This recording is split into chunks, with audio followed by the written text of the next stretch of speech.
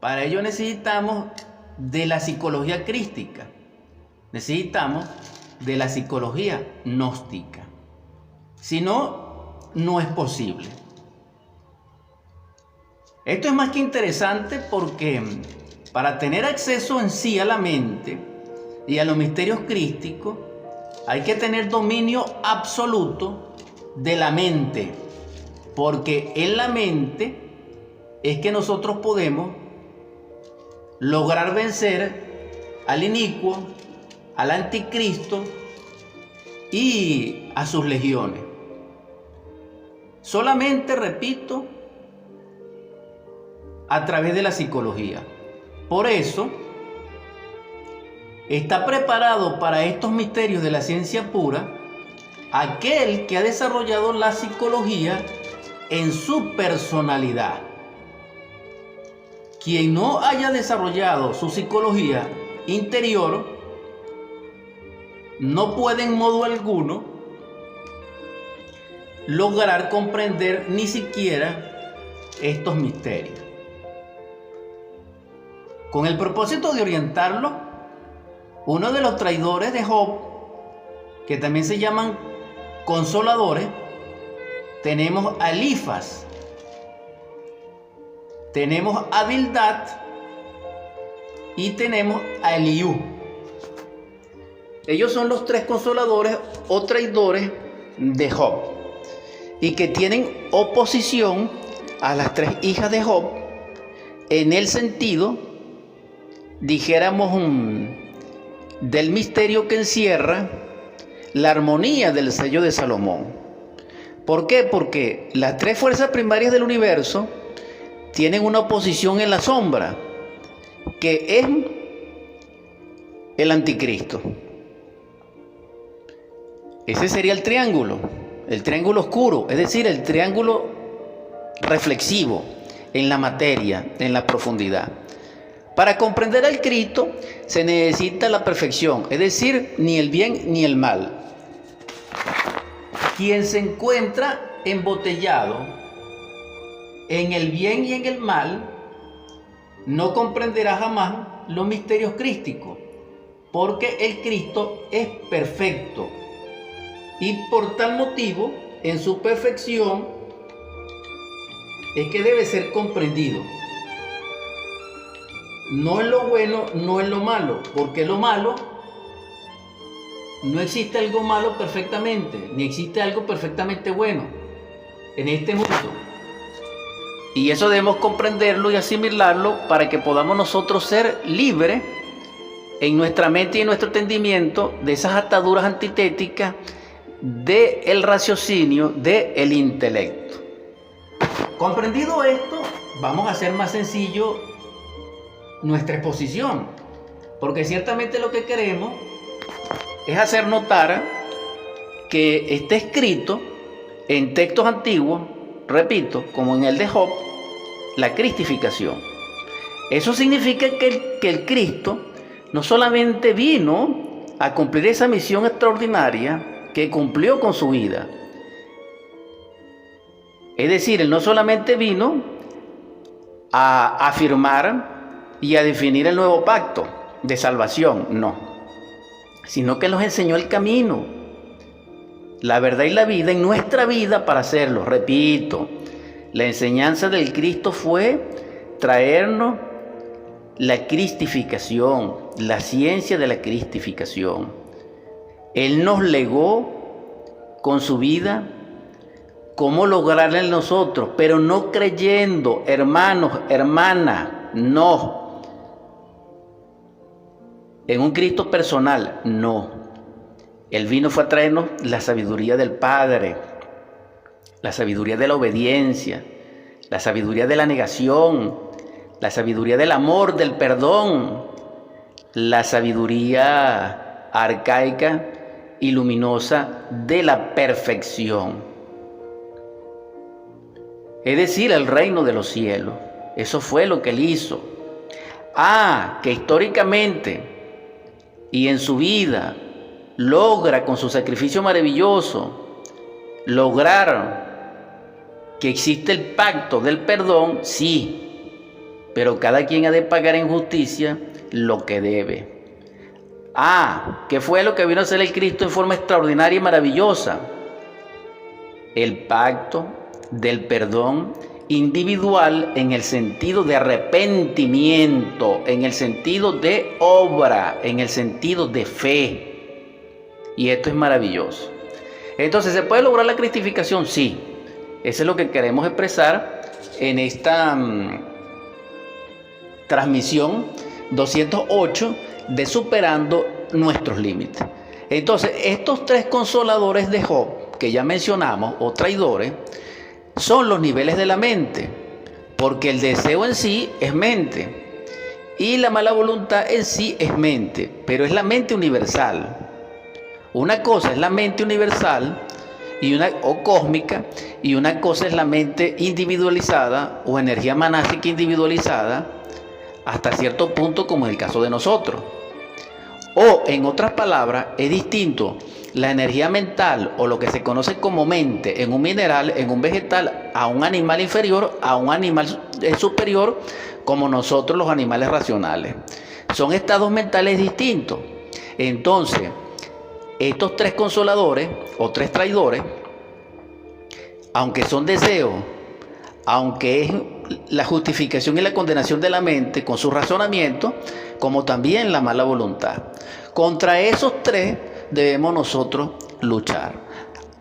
También debo decir que en todos los mitos antiguos, es decir, en su mitología, en leyendas arcaicas, también se habla de un prototipo de perfección humana, que no será Job, pero sí Hércules, pero sí Jasón, pero sí Buda, pero sí Fuji, pero sí Quetzalcóatl, y sí Moisés, y muchos seres antiguos que también lograron cierto nivel de cristificación o la cristificación, y en ellos está claro de que tuvieron que luchar en su mundo interno contra estos tres traidores, contra estos tres consoladores. Ahora, en pocas palabras, estos tres consoladores de Job, que lo que hacían era probarlo para que él desistiera en su fidelidad y en su pureza de su obediencia y humildad en Dios, porque así perdía la prueba, tienen consonancia y resonancia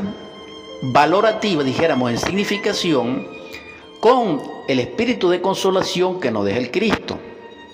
Entonces, el espíritu de consolación que nos deja el Cristo, porque el Padre lo envía en su ausencia, tiene una antítesis, y esa antítesis nefasta como sombra, como reflejo nefasto, inicuo, son estos tres personajes simbólicos de Job o consoladores de Job, que ya les dije el nombre. Esto es necesario que nosotros los comprendamos a fondo, porque quien no comprende ni trabaja estos aspectos de su psiquis en el fondo de cada uno de nosotros, ya sea a nivel inconsciente, subconsciente o infraconsciente, no logrará la iluminación, no logrará trabajar sobre sí mismo, no logrará el adectado, la autorrealización íntima del ser, no logrará realizar la gran obra, no logrará edificar el templo dentro de sí mismo, no logrará alimentarse del árbol de la vida, no logrará crear dentro de sí la Jerusalén celestial. Es decir, seremos unos fracasados como humanos. Esa sería la síntesis del asunto. Entonces, el libro de Job es maravilloso. Y terminando, el capítulo 42 de Job, que lo estoy buscando aquí, dice maravillosamente lo siguiente, en forma sintética. A partir del verso 12, en cuanto a Jehová, él bendijo el fin de Job después más que su principio, de modo que éste llegó a tener 14,000 ovejas, es decir, el doble del principio, y 6,000 camellos, el doble del principio, y 1,000 yuntas de reses vacunas, el doble del principio, y 1,000 asnas, el doble del principio. También llegó a tener 7 hijos y 3 hijas. ¿Cuáles son sus nombres? Yeminá, Kesia y Kerenhapuk. Entonces, esto es maravilloso porque él, a vencer el espíritu del inicuo y del anticristo, representado por los tres consoladores y traidores de Job, asimila dentro de su naturaleza, pero multiplicado en la dualidad, en el doble, sus propios bienes y su propia estructura. Entonces él logra cristificarse, es decir, encarna al Cristo, porque el Cristo duplica infinitamente todos los bienes y todos los valores inmanentes a la humanidad y a la divinidad, al mismo tiempo que es perfección absoluta con todo lo inherente a ello. Lo interesante que también quiero aportar aquí, que es un nivel superior de análisis para aquel que tenga oídos que escuche, de que cuando se habla de las reses vacunas, se habla de yuntas. Es decir, que al principio tenía 500 yuntas, es decir, tenía 1000 reses. ¿Por qué? Porque una yunta es un par. Pero cuando termina la prueba y vence no solamente a sí mismo y a los tres traidores o a los tres consoladores, sino que también vence a Satanás, entonces es afirmado en la luz y purifica a la sombra de logos dentro de sí mismo, porque siendo Satanás una parte de Dios en la tierra para aprobación, quien lo vence hace posible lo que se conoce como la ascensión, o como lo que se conoce como la asimilación de la luz inmanifiesta, donde el logo descansa y todas sus partes son asimiladas, incluyendo la sombra del logo, porque el logo no ha de tener sombra. La tiene porque estamos en un mundo físico, y en el mundo físico lo oscuro, lo sombrío, es porque hay una interposición de un cuerpo ante la luz. Esto es algo muy interesante. Por eso es que Satanás tiene varios nombres. Pero lo importante en este caso de Job es que él lo vence, y al vencerlo lo logra dominar y se hace su señor, porque así como el Cristo es señor de Satanás, como está escrito en los evangelios, así también Job se hace señor de Satanás. Por eso es un Cristo. Y esto es algo maravilloso, porque este es un arcano de los misterios crísticos. Total, entonces, en el capítulo 42 se le dobla o se le multiplica los bienes a Job en su vida simbólica. Y lo que quiero terminar de aclarar es que él se queda entonces afirmado en la luz con 1000 yuntas, es decir, de régimen, es decir, 2000 reses.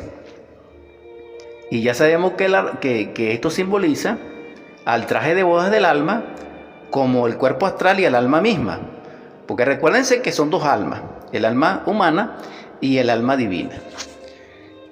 Hemos develado en cierto nivel los misterios de Job, los misterios de la cristificación, semejante a los misterios de Jonás. Hemos terminado nuestra transmisión 208 en gratitud infinita. Vamos a convertir rápidamente estas ondas hertzianas en oratorio. En el nombre del Cristo, por la caridad universal y de acuerdo a la ley, a ti, Logos divino, que descendiste de la morada del Padre para amarnos, para salvarnos, te ruego, Señor, con mi corazón, que en los hogares donde hayas lecho de dolor y abatidos y sufridos enfermos, derrame sobre ellos, Señor, tu espíritu de sanación y de vida para tu gloria. Perdónanos, Señor, perdónales para que sean sanados. También te suplico, Señor, que en los hogares donde reine la desolación, el hambre, la miseria y la carestía, derrame sobre ellos tu espíritu de prosperidad, de riqueza, de abundancia. Señor, te imploro que en los hogares donde reine el grito, el llanto, el miedo, la desesperación, el divorcio, la discusión, la amenaza, despierte sobre ellos, Señor, y derrama sobre ellos el espíritu de amor, de concordia, de consuelo, de armonía, de unión. Que sea, Señor, para tu gloria, la sagrada familia, donde impere la felicidad, el beso santo que es el ósculo, el abrazo mutuo y la prosperidad. La belleza, Señor. También te ruego que despiertes en nosotros, Señor, la gracia de tu amor, para que ese amor crístico dentro de nosotros nos transforme y nos humanice, y que en cada hogar haya amor suficiente para nuestros niños, para jugar con ellos, para edificarles. Que podamos amar, fortalecer, consolar, instruir a nuestros jóvenes, guiarles. Que podamos también, Señor, en tu amor y en tu gracia, amar a nuestros ancianos, sanarles, acompañarles. También te ruego, Señor, una vez más, que consueles y sanes nuestro adolorido corazón y alma de los seres amados que se nos han ido, que lloramos y que Venezuela llora. Te imploro que la gracia de tu amor llegue a ellos, llenándolos de prosperidad, de libertad, de protección. También te suplico, Señor, que hagas posible que podamos vencer al yo, al error y a la ignorancia dentro de nosotros. Por último te pido, Señor, que derrames tu espíritu de amor y de sabiduría sobre el corazón de nuestros príncipes. Amén.